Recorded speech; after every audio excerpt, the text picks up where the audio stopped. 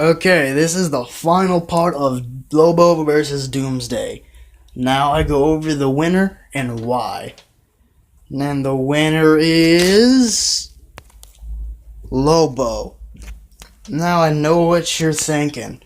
Couldn't Doomsday's adaptability just beat him? Well, we'll get to that in a minute. But first off, let me go over the main points as to why Lobo wins this battle to the death.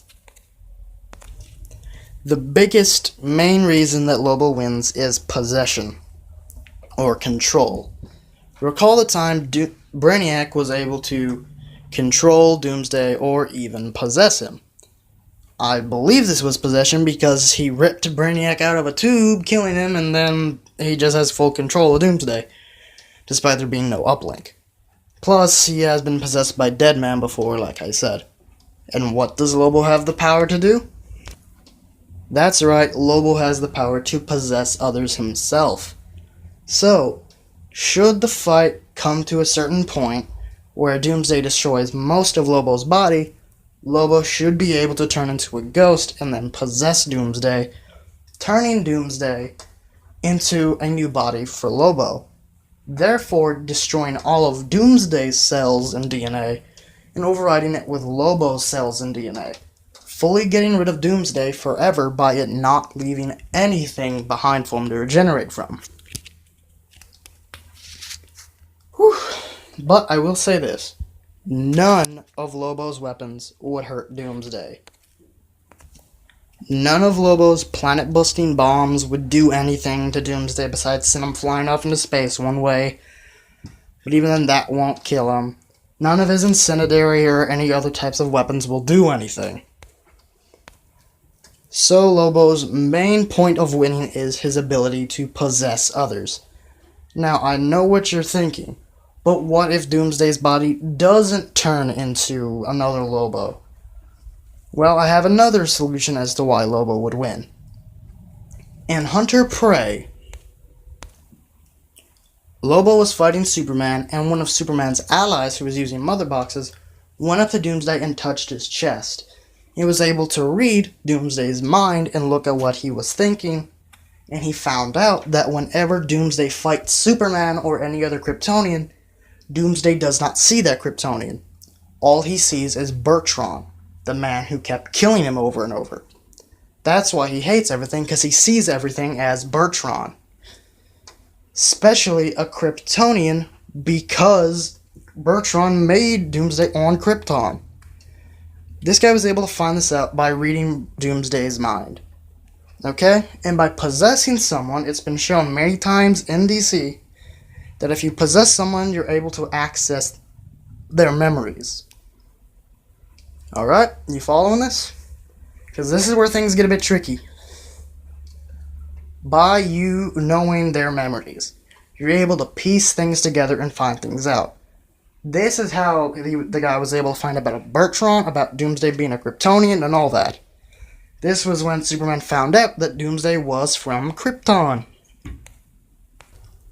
So, should Lobo try possessing Doomsday but the body doesn't change, he could still use this method to go into Doomsday's memories like the other guy did, find out he was made on Krypton with Bertron, find out that he was who made him and kept killing him, leave Doomsday's body, go find some other sap that will turn into a new body like a snail like he did before, use his time travel to either go back in time or send something back in time to Krypton, where Bertron was, and kill Bertron and his assistants.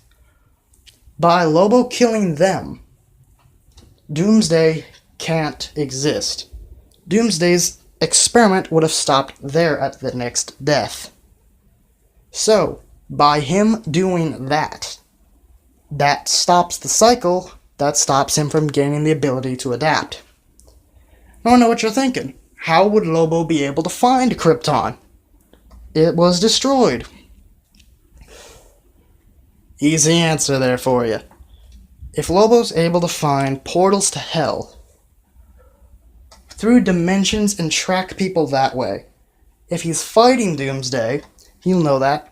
And if he goes through Doomsday's memories and sees Bertron, he'll be able to know those senses. He should be able to go back in time, track that down, go find Bertrand, and kill him there.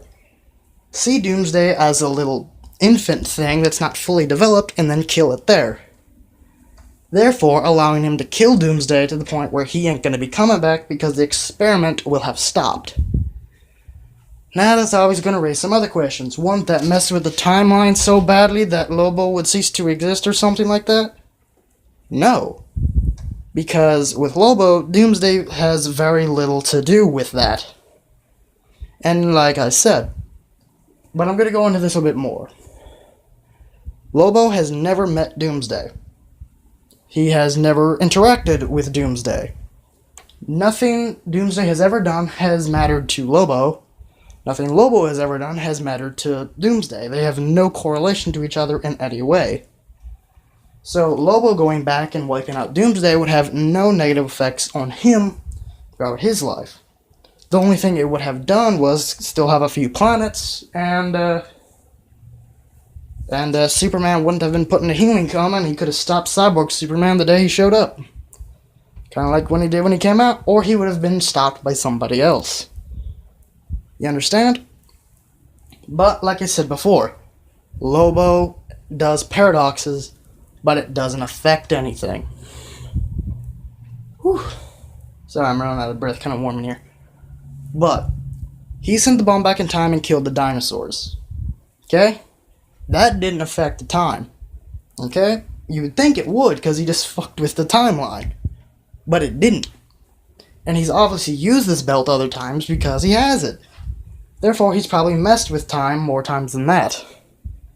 And in the non-canon Lobo versus the Mask crossover, I know it's non-canon, but just roll with this. When Lobo went through a black hole and went back in time, he was supposed to turn in the mask for the job. So he went to himself from the past, took his skull by tricking himself, painted it green, and turned it in. Lobo messed with time, big time there, and nothing happened. He was fine. I know, logically, it should mess with time, with the timeline. But like I said, and as Lobo has even said, but I know what some people are thinking. Is there any way Doomsday could have won this fight? Yes.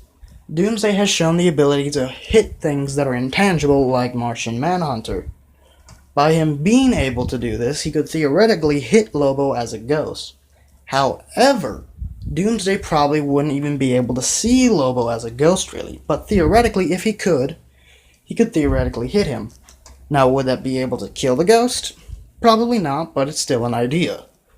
Now, another idea is he adapts to the point where he can destroy a soul, killing Lobo forever.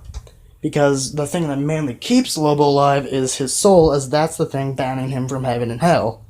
You get rid of that and destroy the body, nothing's gonna come back. So should Doomsday evolve to the point where he can combat that, that could theoretically stop him. One other thing is the new 52 Doomsday I was going to mention before. This Doomsday had a death field that would cause people to burst into flames and disrupt molecular density or something, which would cause things to sort of crumble around him. Lobo could survive this as his healing factor has been shown to be very good, able to work very quickly, so this heat and all this other stuff wouldn't really do much. But then there's the Doomsday virus that can turn others into Doomsday. This is only doable with enough of it. Other people got exposed to it at first, and it didn't do much. Like, the only time it really turned someone into was when the Doomsday dies and the virus goes directly into someone else. Or it slowly starts to turn them. But again, the whole possession idea should work with the new 51 as well. Or Lobo's sheer strength could actually help him win this fight, as this Doomsday was not immune to physical damage, as he was able to be lit on fire and hurt by it, and actually be ripped in half. Now, the fight with this Doomsday went across solar systems. Well, our solar system, slamming him into planets and back down to Earth. That was able to damage him enough. All those slams are highly powerful. However, none had the power of a planet buster.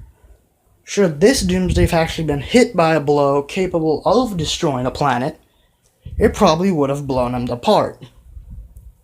So, theoretically, Lobo's bombs and highly powerful guns could theoretically destroy and kill this Doomsday. And when this one died, he pretty much stayed dead for years until the Rebirth one came out. But in Rebirth, he didn't have the virus, he didn't have the death field. So I don't even know if that was the same Doomsday or the pre-52 one, because the pre-52 Superman came up, I don't know.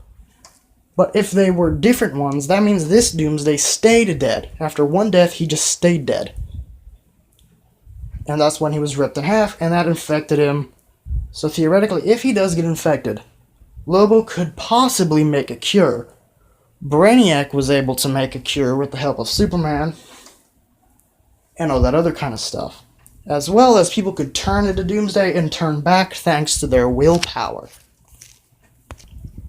And remember, Lobo has more willpower in one finger than Guy Gardner has in his whole body, by what Lobo says, and Guy Gardner even confirms it. He's even able to break through other Green Lantern structures thanks to his willpower.